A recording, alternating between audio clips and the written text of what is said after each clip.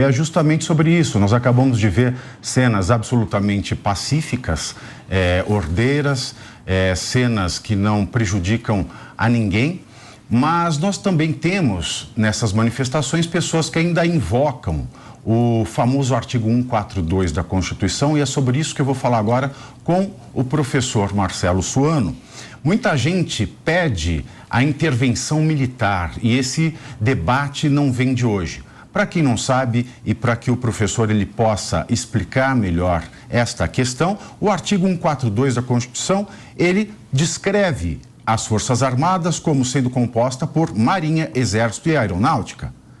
Essas forças estão sob autoridade suprema do presidente da República. E essa expressão, professor, eu gostaria que o senhor também abordasse, porque me parece uma expressão inócua. Está sob a autoridade suprema do presidente, mas não tem nada, né, que de fato faça com que essa autoridade suprema seja factível. Por quê? Porque essas três instituições das Forças Armadas, elas servem para a defesa da pátria.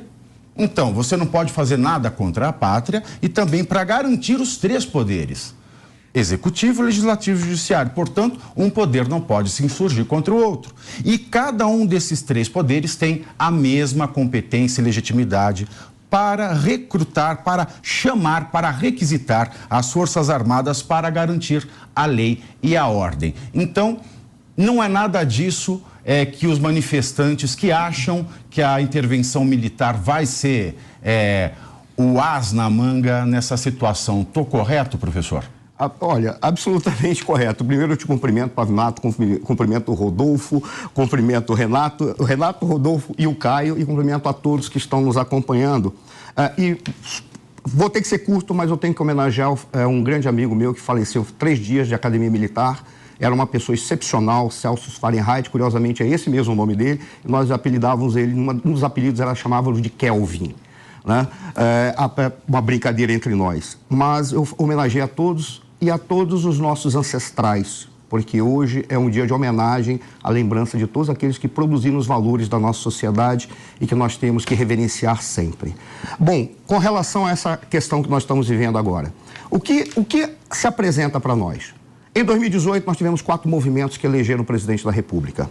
O primeiro deles era um grupo pequeno, mas expressivo, pequeno em relação aos demais, expressivo, que eram os bolsonaristas. Havia aqueles que queriam a presença dos militares, não porque queriam a instituição militar no poder, porque queriam o retorno de valores na política, valores de honra, configurado no comportamento militar. Havia um grupo que queria combater a corrupção e identificava na eleição do Bolsonaro essa possibilidade. E um outro que era, sim, anti-esquerda, porque identificava no projeto de esquerda uma derrota do país e uma derrota de qualquer sociedade. O que nós vimos? Esse grupo acabou se dissipando ao longo do tempo.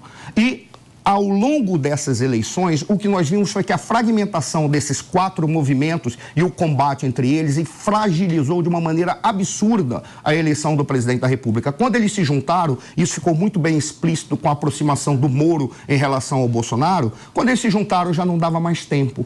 O que tem agora? Esses movimentos estão voltando a se expressar para a sociedade, porque eles não conseguem admitir, em hipótese alguma, não é se houve ou não fraude nas urnas. Isso não se discute, porque as urnas não são fraudáveis por uma única razão, que não se pode dizer se elas são fraudáveis ou não. Essa é a questão. Mas esses movimentos questionam o processo que se deu ao longo desse ano, com intervenções e desrespeito à Constituição.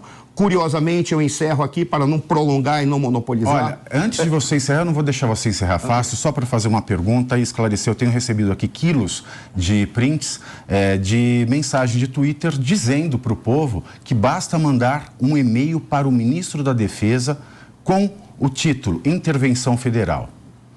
São 2 hipóteses que estão sendo apresentadas e nós temos aqui um especialista em direito eleitoral. Isso aqui é só para a gente deixar claro que isso é uma balela, né? Há pessoas que estão pedindo intervenção federal.